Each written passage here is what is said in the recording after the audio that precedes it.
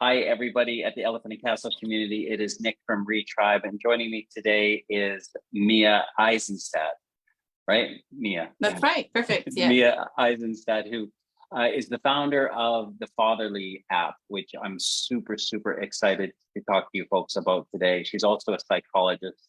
Yeah, really excited to get into this conversation with you today, Mia. First of all, thank you so much for joining me. How are you doing today? It's a pleasure. Yeah, no, it's a beautiful day here in Oxford, and just enjoying what feels like summer. So that's really nice. Yeah, it's one of these days now that I think this is going to get right into our conversation. Since September, I've been doing regular school drop-offs as a new stepdad at 52 years old. I went from 0 kids to 3 kids within the space of a couple of years. And I get to enjoy the morning walks of dropping kids off at school nowadays. So I'm really literally seeing the seasons, whereas before I never really paid attention to the weather that much. So we've got a lot to talk about today. Again, thank you for joining me, but can you just introduce yourself and tell everybody, a little bit of who you are and what you do? Sure. As you said, my name's Mia, and I'm a psychologist and researcher, and over the last few years, I noticed that there isn't that much support for dads online. Whereas that, we all know Mumsnet. There's also kind of meeting apps for mums like Peanut, which are really great. And so, so a couple of years ago, I started talking to dads and understanding some of the challenges that they experience. And then this February of this year, we just released the Fatherli app. So it's Fatherli with an I at the end. It's a new app for dads to support them with their parenting and well-being. And we have dads from about 40 countries on the app, which is great. It's available everywhere. And what's really nice as well is that you mentioned stepdads. We have stepdads. We have single dads, separated dads, dads going through divorce. We have happily married dads. We have new dads, expectant dads. So it's same-sex dads. So it's really a space that welcomes all types of fatherhood, and obviously recognizing that there are really difficult points, and actually it's really helpful for children and for dads' partners and dads themselves if they can have support, and maybe other dads that have maybe gone through similar things to chat to, or the support of experts, parenting experts if needed. So that's Fatherli. And I'm a mum as well. I have one son and a cat, very needy cat, and live in Oxford, and sort of work between London and Oxford. So that's me.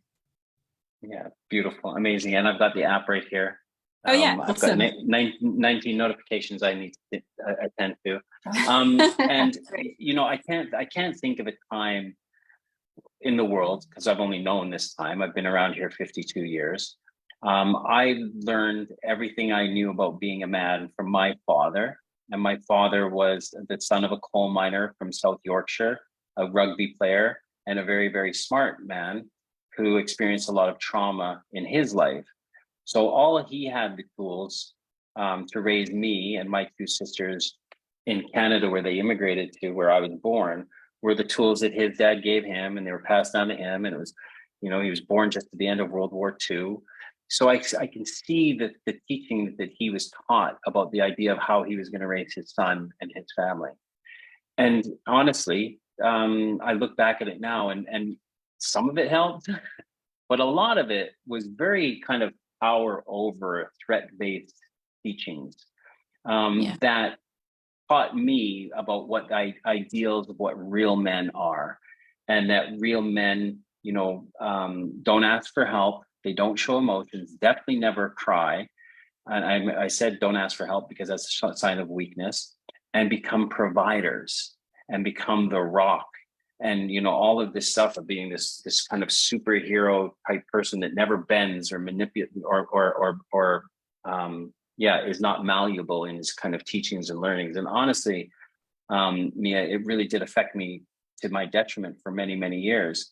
And then now being a new stepdad, to three boys, 14, almost 11 and almost 7. I stepped into their life thinking that I was going to have this Brady Bunch moment where everyone's going to be, they're going to live this idea of what I thought a perfect family should be. Mhm. And it's taken a lot of unlearning and relearning and processing and these levels of compassion that I've never thought possible. And we'll get more into that. But I suppose one of the biggest struggles with the idea of what fathers are today is that no one's really taught us, how we've evolved as human beings, to be fathers in the most compassionate ways that we can be.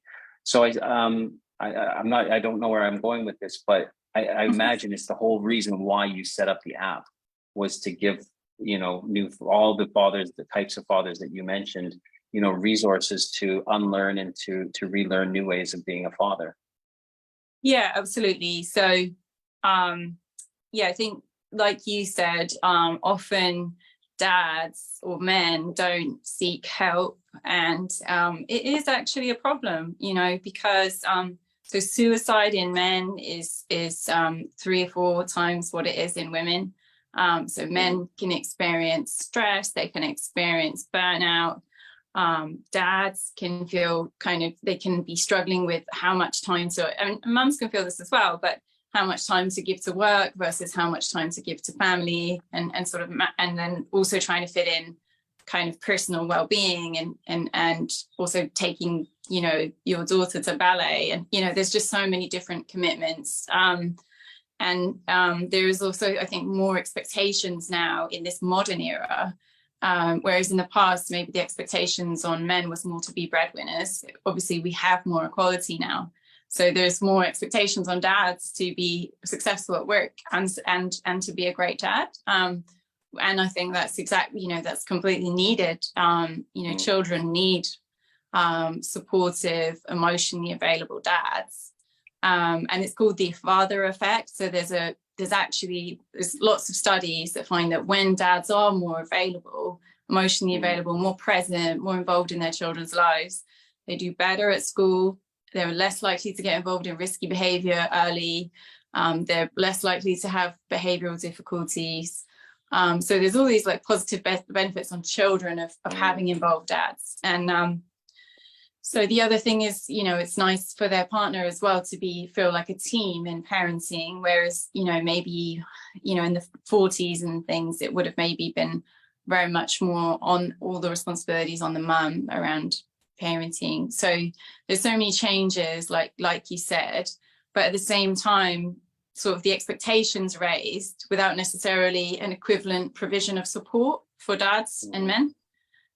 So that's kind of what we're thinking. You're completely right. That's partly what we're thinking with the app, is that actually, dads need support as well to be great partners, to be healthy and well, to feel good, and to be great parents as well. And it, like you said, it's not a level playing field. Not everyone had a great dad, and so then every parent goes through this process of kind of imagining what kind of parent they want to be, but in stressful circumstances you kind of fall on like a default handling of a situation, rather than thinking, okay, these are my values and these are the values I want to bring into my parenting.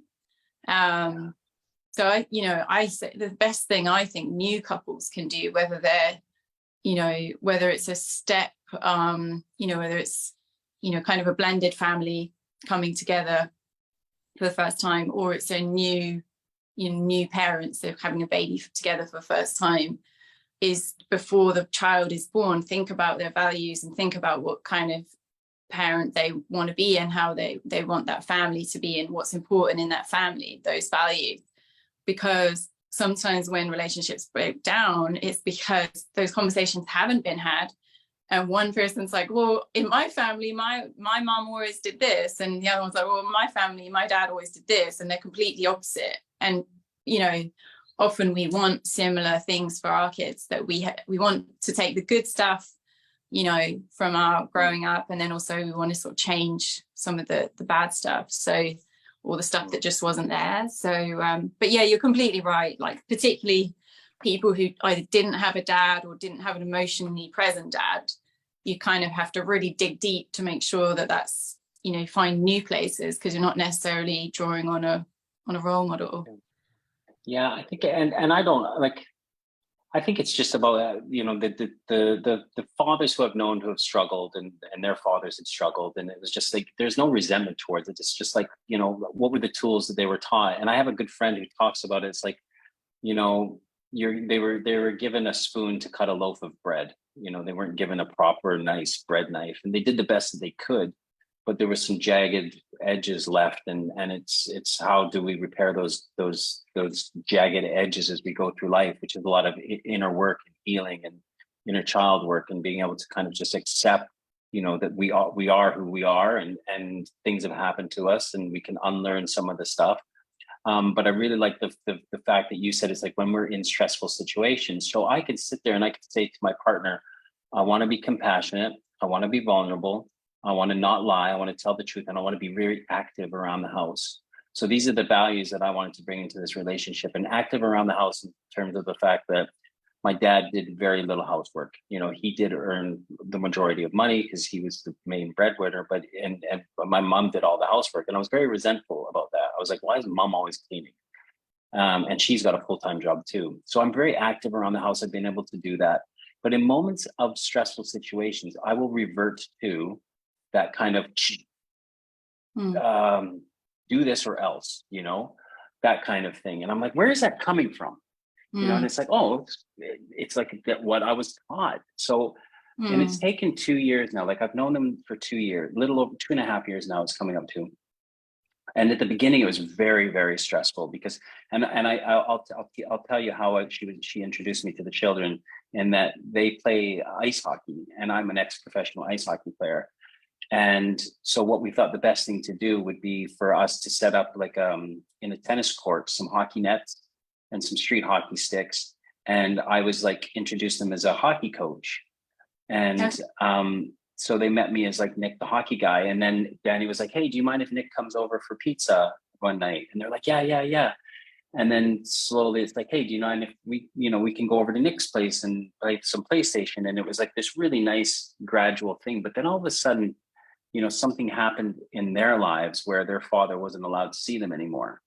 And then I put on, not literally, figuratively, and in my mind, I put on a superhero cape, and I was like, Nick's gonna save the day. I'm gonna be their dad now. Or not, I didn't say that, but I'm gonna be their savior, you know, from this very challenging situation that they had. And I'll tell you what, Mia, that was the most stressful, anxiety-ridden point in my life, where I was like, oh, because I was literally everything they were saying, I was trying to correct them on. Don't talk to your mom like that. Okay, it was really around like the way they spoke to their mother, because all they learned how to speak to their mom was in a very abusive, demanding way, because they learned that from their father. And so I was trying to get them to undo that right away. And I was like, I'm not going to put up with you guys talking to your mom like that. And that was all me. Like, how can I expect children who are, you know, not even teenagers at the time, to like 4, 5, and 6 and 7 years old and stuff? And you're like, whoa, you know. So I got very anxious, and it made me feel very sick. I couldn't urinate if I went over to the house, because I was like so wrapped up with anxiety. And I had to go away and do a bit of work on myself, and I had to do that inner child work, and I had to ask for help, and do a lot of writing and meditating, and actually sought out some teachers to help me through this moment. And I realized that, you know, I always tell the story that it's like, are you old enough to remember Baywatch? Yeah. So David Hasselhoff, that old Baywatch, you imagine him on the beach, and he looks out into the water, and this woman and her 3 children are out, the water's getting a bit choppy. So he's like this, hey, all you people on the beach, watch me go save them. And I start swimming out, and I keep turning back, looking at the crowd. Hey, are you watching me save them? And I get out to them, and I'm like, hey, I'm here to save you. And she says, dude, I'm a mermaid, and these are little mermen, and we're good, but you got to get back to shore, because you're going to drown in your self-will, drown in your need to do all these things that you can do, but you're just doing it from your own sense of self-will. And that was that moment where I had to go away and heal. And I realized that I'm not here to save them. They are now my biggest teachers in life. And and over the last 2 years, and I moved in with them last September, they have become like, they have taught me levels of compassion and understanding and that ability to step back and breathe. I'm not perfect at it, but it's getting a little bit easier all the time. And I think the biggest thing that's been able to happen is that if I have raised my voice or been some power over leadership type things, I've been able to go back to them in within a short space of time and apologize and say, you know what, the way I handled that situation, my feelings got the better of me. You know, I'm allowed to have those feelings, but my behavior was not appropriate, and I apologize. And through that, Mia, we've created. That's when their eyes sparkle a little bit, and they connect. They connect with me, and it's had been in those situations. So I think my point is that it takes time. I've had to seek out tools, and I've had to realize that you know, saying sorry is a good thing if you mess up as a parent, and children build trust over that. So is that kind of something that you could go on? Yeah. Do you feel comfortable sharing what maybe led you to feel like you needed to kind of adopt that rescuer David Hasselhoff kind of approach? Yeah, I think it's when joining? I think I would imagine it's probably a deep-rooted fear of lack of control. You know, Right. wanting to control the situation. Plus also, you know, most of my life, I was a coach. I was coaching kids at a very young age. I was 18, 19 years old when I was coaching ice hockey, and all the parents would come up to me and say, Nick, you are going to be an amazing dad when you grow up. And, you know, I was married at the time. We never ended up having children, and we split up.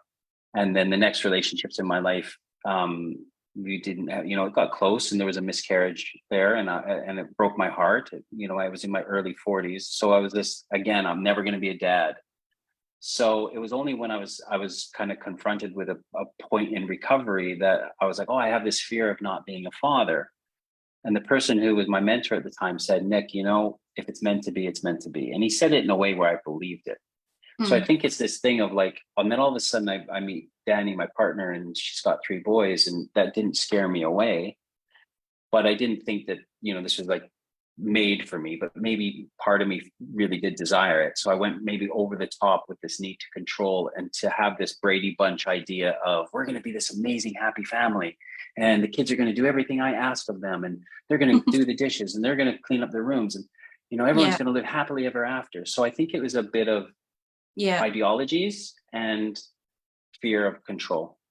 That's really interesting. Thank you for sharing. And I think the other thing as well is that in a way you were coming into that kind of new parent role as well. And a lot of people, before they have a baby, they think, oh, I'm going to control this, that, and the other, because it's actually just, that's what we need to do in our professional life, right? We get our ducks in a row. And actually, you know, a lot of parenting is stuff that we can't control, you know, like moods and temper tantrums and what people want to eat and what they want to do with their time. And, you know, at different stages, you know, there's a whole relationship with control that I think, you know, with new parents, there's very little control at the beginning when in the baby stage. And then there's a sort of over years, there is some control, and obviously different parents have a different approach of how much sort of control they exercise within that kind of parenting relationship. But I think it's quite a human response as well to want to kind of sort of come into kind of control this sort of unknown situation. But it's wonderful to hear that you went through that kind of learning process and you were able to have that self-awareness to be able to go away, kind of address what those needs were in you, and then sort of come back in a much more neutral position, which is probably much more kind of what they needed as well, ironically. The other thing that I thought was just really interesting that, you know, I think other parents could learn and think about is the way that you did the introduction. So I know a lot of divorced or separated parents really struggle with introducing a new partner to children. And you know, and it's very, there's sort of there's no right way of doing it, but it's very easy to get wrong as well. So, you know, and I think what's great, so you were kind of introduced as the coach, and so what's really lovely about that situation is that you know, there's no instant pressure on the relationship. Oh, here's your new daddy, I hope you get on, let's go have ice cream, you know, which is obviously a horrible way to do it, because it's put so much pressure on the children. And so it sounds like it was kind of a very gradual, considered way. I guess it's interesting because then they would have to sort of adapt from seeing you as their coach and friend to seeing you as their mum's boyfriend and, you know, now stepdad. But it sounds so how can you tell us a bit more about how that went from when you were kind of new to the family to then becoming, like, obviously now you would say you're their stepdad, and and you must be I think it was a large part of it was out of our control, again, because their father was allowed to see them on weekends. So it was quite easy that I could just kind of show up on after school one day and we go do some hockey, and that happened for a few weeks, and went over for pizza. So it was always still kind of like just, you know, friend guy, you know, and it was really good. But then it was out of our control because of an incident that happened with their birth father and the eldest son. All of a sudden he wasn't allowed to see them anymore, and authorities are involved and everything. So that's when it's like all of a sudden it went from, you know, this kind of soft introduction into more seeing me every weekend, because there was they couldn't be dropped off, you know. So it was like Nick's around every weekend. And then it was like, and I was living in Soho and they were living out in East London, so they would come and visit me on the weekends. And then all of a sudden I'm sleeping in a bed with their mom, and they kind of twigged quite quick.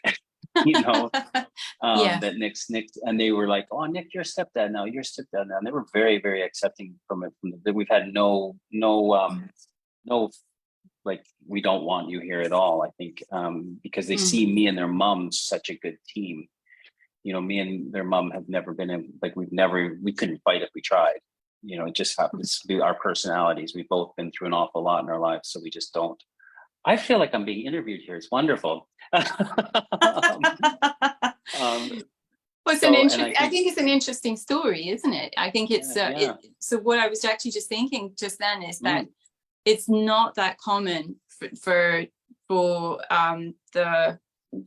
those initial introductions to go so well. Obviously it happens all the time, and otherwise you'd never have remarriages, right? Or blended families. But often it can be quite difficult, you know, with people feeling, you know, children feeling like, oh, but you're not my real dad, or, you know, I miss you're taking time away from me spending time with my mom, or, you know, and so it's just, I think it's a lovely story actually to share with others, that, you know, given, like you said, they accepted you, you can say more about it, but them seeing you as a team, and I wonder if they also saw that their mom was sort of happier when you're around, because that can be a thing. That was the thing, and you know, and we very quickly we did family movie nights, and there was this kind of like, you know, sometimes to get 3 boys on a couch isn't easy, you know, but there was like we would be 5 of us on a couch, and there would be, you know, a lot of intimacy, and the fact that no one really wanted to run away, which was really, I suppose it was the fact that me and their mom were just presenting a safe space for them. And they really were attracted to that, particularly the two young ones, where there's a lot of, you know, it's just a lot of, they really are, they like to be close. You know, I can't, the little one will climb over me all the time. He's getting big now. But there's a lot of, there was, I suppose, again, they just feel very, very safe because they see me and their mom so affectionate and holding hands and helping each other. And when one of us is washing the dishes, the other one's drying the dishes. So they see a team. And I think they really did, like you said, they saw their mom all of a sudden happy instead of always a state of constant fear. You know, their mom can all of a sudden start mothering them in ways that she wasn't able to before, because she had to provide both roles. But yeah, but you know, Mia, it's taken time, you know, like off the bat, yeah, there was no kind of "you're not my dad," but the idea of the fact that no matter what, and this is what I've learned, families are going to have challenges. You're going to have puberty. You're going to have emotions. You're going to have, you know, things breaking. You're going to have like this kind of conflict with screen time on devices, and getting kids outside playing. I mean, and it has been quite, I'd say, smooth sailing for from what I've heard from a lot of families, but not without its challenges. And I think it was right at the beginning of this conversation when you said it's when we're in that stressful moment, we can snap back to this, like, oh, where did that come from? You know, and I think that we have to acknowledge that we can snap back into that, but it's how once we snapped into it, what are the tools available for me to go, I'm not going to like acknowledge or give energy to that, Nick. You know, I'm going to say, hold, take a breath. Or if I have reacted in a way where they've seen it, I've been able to say, hey, young guys, that's not how I want to be. I'm sorry. And it's in these kind of things of like, no one's going to be perfect at this. Because again, I think the whole family dynamics have changed an awful lot over the last 50 and 60 years. And I suppose we can kind of get into that. I suppose the history of how children have been brought up. But yeah, I think that's kind of, have I answered any questions in that, what you were talking about? No, absolutely. I mean, I just think it's so fascinating. And I think it's, yeah, I completely agree that, you know, parenting is this sort of human endeavor, isn't it? We naturally make mistakes. And when we're stressed or, you know, or something's not right, we can default back into sort of behaving in ways that, you know, aren't who we want to be. And again, like that's actually okay as well. You know, there's lots of research that backs up that as long as we're sort of apologizing and you know, and obviously you can learn, everyone can learn from a negative interaction, you know. So that's really important. I always think it's, you know, I love The Sopranos, so I draw a lot on The Sopranos. I know it's very dated now, okay. But although you did mention Baywatch, so maybe I won't get in trouble for The Sopranos. Not at all. So some of the students I work with are always surprised because it is quite old now. But so in The Sopranos, Tony Soprano's mother is very, very negative 99% of the time. And even when she's not being negative, she's just being neutral. She's not necessarily being positive. There's always glimmers of her kind of being loving, and it just never, or even just being positive, and it never comes across. And it, you know, and I always think how hard it must be for some people if you have had that parent where basically 99% of the interactions have been critical. And then as a parent, you're like, no, I'm thrilled to be a parent and bring this new person into the world. And yet, you know, that learned, even if, you know, with the best intention in the world, and if, you know, we might have had a more, or the individuals had a more positive experience, you know, which gives them a more positive outlook, or maybe, you know, there's also some evidence for there being a genetic element to being an optimist, you know, might just be born more optimistic than others. But then, you know, when you are when one is stressed, and if you've been exposed to a very critical parent, then you kind of have to work so hard so that you're not then continuing that sort of chain.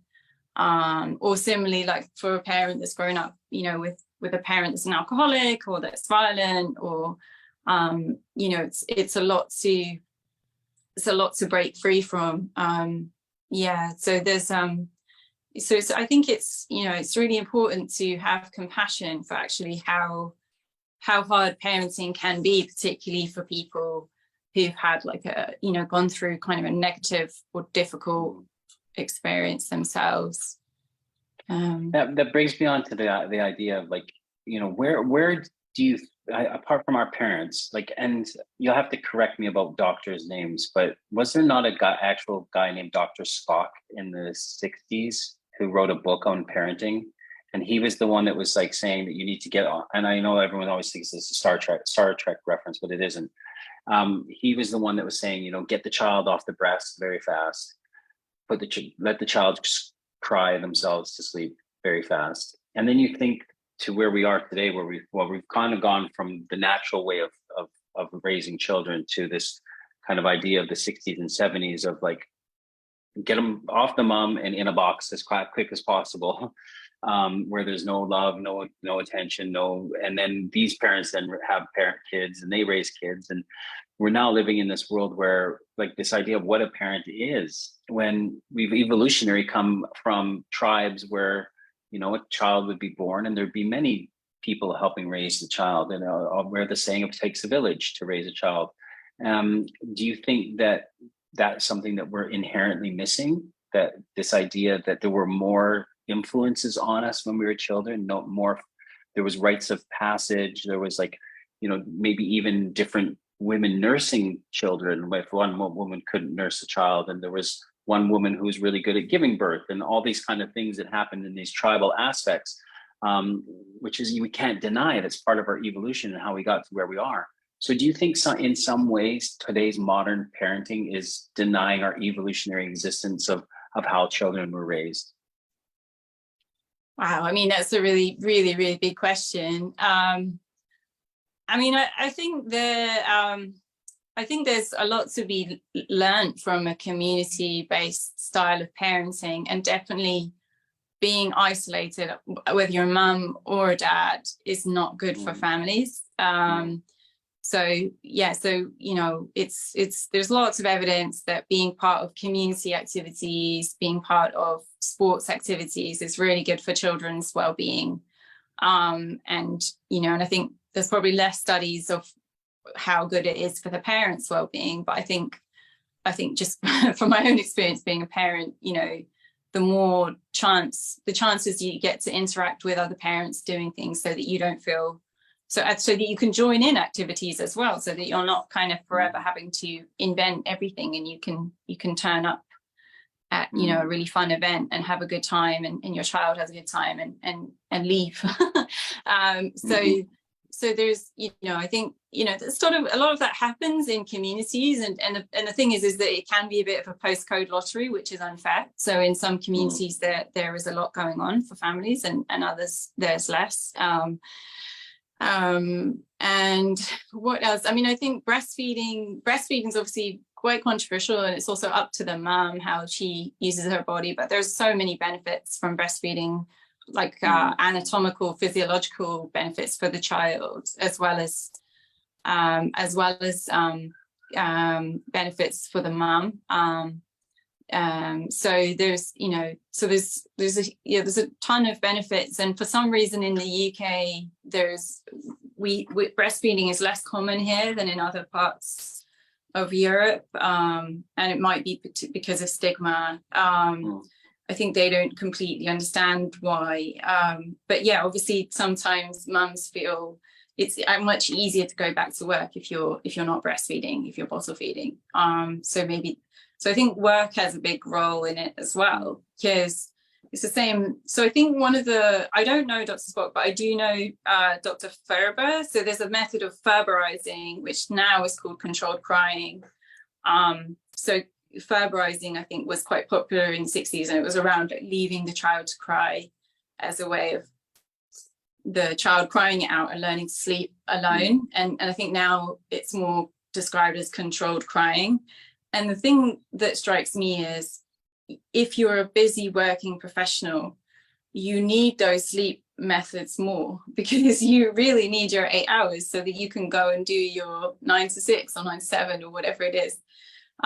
Whereas if you have less pressures on you, then actually you can sleep in the day, you know, you can be more sleeping when baby sleeps. So I think work has a big impact on people's own personal choices that they make regarding their babies, but also the literature around whether that is good for children long term is very ambiguous. Actually, there's definitely some studies that show it's not a problem, and there's also studies show that it might not be so good for children's mental health long term. So it's mixed. It's one of these things, I think, that's yet to be fully kind of understood. But I also think, like, we tend to kind of romanticize sort of tribal living, and what I definitely do anyway. It does sound like idyllic, living in a jungle in a little community and in sort of tree houses or kind of naturally made houses made out of natural materials, and that obviously that's a simpler way of living, but there was also there is some aspects to kind of that kind of life that can be kind of brutal as well, right? So saber-tooth tigers running around at least now, but and I think this is where it's getting me onto the app now, because I think that's the great thing of what this app can do is it can create spaces for people to explore things like that, where people can start to explore hanging out with friends after at schools, and getting your little after school play groups together, because I think that's really been essential in what I've seen with like the parties that have been organized, birthday parties that fathers have gotten together. They've said, do you want to start going for coffee after? Because like some little, like let's say at a child's birthday party, some parents will start telling their stories because they're just parents that you see dropping your kids off in the morning. Then all of a sudden you're in this situation where you can be like, oh, some music was on. Oh, we went to this band when we were younger. You went to go see AC/DC live? Yeah, man, we were little rockers. And you're like telling stories of like what you were, and then you start to build these bonds and these connections of like, these are not just other parents dropping their children off, they're human beings that have had amazing experiences. And this is, again, why I love the idea of what this app can do, because it can create these spaces where people can form these friendships and these bonds of support. And if you look at it right in a nutshell, we're not living in tree houses anymore or caves. We're living in beautiful modern houses, and many of them are air conditioned, and most of us are getting some electricity and food, so we don't have to go out and kill things for it. So there's huge benefits to the modern world, but there's also the idea of modern isolation and modern stresses. By being part of a community with like-minded people who have going through similar challenges, it just carries the load. It's like, hey, I'm not the only one struggling with this. And that is what I really see so beneficial of your app, is that you're creating a community where men can actually say, hey guys, I'm struggling with this. Can anybody help me? And then as soon, I always get chills when something's beautiful is about to, but when someone then texts back, hey buddy, that happened to me too. And this is what I did. The beauty that can come out of that is it's astonishing. So thank you for creating what you've created. Oh, pleasure. I mean, it's definitely working with other dads as well. So, but I think that's what we want. And we want that non-judgmental space where you can actually just ask anything, or this is what's going on for me. Does anyone else know what to do? Or, I think that's really important. It's also important for mums, but like we were saying before, there are more spaces for mums to sort of do that already. And I think the other interesting thing that I kind of learned on this, it was that sometimes single dads, and it might be true for kind of dads in a relationship as well, that sometimes they can be misinterpreted, because a single divorced dad that I was talking to was saying that as a single dad, when he sometimes approaches other mums at the school gates to arrange a play date, especially if it's someone who, it's like a new friend of his son's, and so he's trying to arrange a play date, it can be because historically often mums are the one who kind of sets up play dates and stuff. It can be kind of misinterpreted as like making a pass or chatting her up, and so it's actually really difficult. So I think also sometimes if there's a way for dads to meet other dads and kind of set things up, it's starting to sort of change the narrative that dads can be kind of active parent caregivers that are literally just there to kind of to set up a play date for their kid, and just like a mum would, right? And just trying to change the narrative that dads, to sort of create a bit more equality, I think, between mums and dads. Yeah, that's beautiful. I really like. What would your ambitions be for the next couple of years? Like, what would you like the app to be able to do? And because I know it's literally just launched, right? Like it's still fairly new. So what are your plans for it? If people are listening to this, they want to download the app. What are the things that they can expect now? And then what are your goals for the next 6, 12 months and 5 years or say? Yeah, that's such a great question. So, at the moment it's an MVP, it's a minimum viable product. So it's the first thing that we put out since February. So we're still figuring a few things out. And we were surprised that, the people are joining the app from all around the world. So I just looked yesterday and, there was a cohort of people of dads from Iran, and thought, oh, it's great. Just people finding the app and kind of joining it, which is great. And I think what I'd like to improve is the way that dads can find dads near them. So we have a dad finder, but you could, you'd be able to see, okay, so, so I'm based, say I was a dad, I'm based in Oxford, I can see that there's,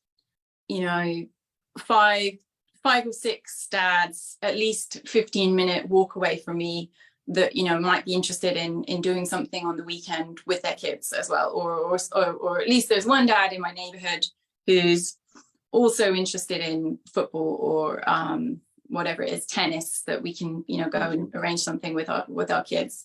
So kind of improving the dad finder.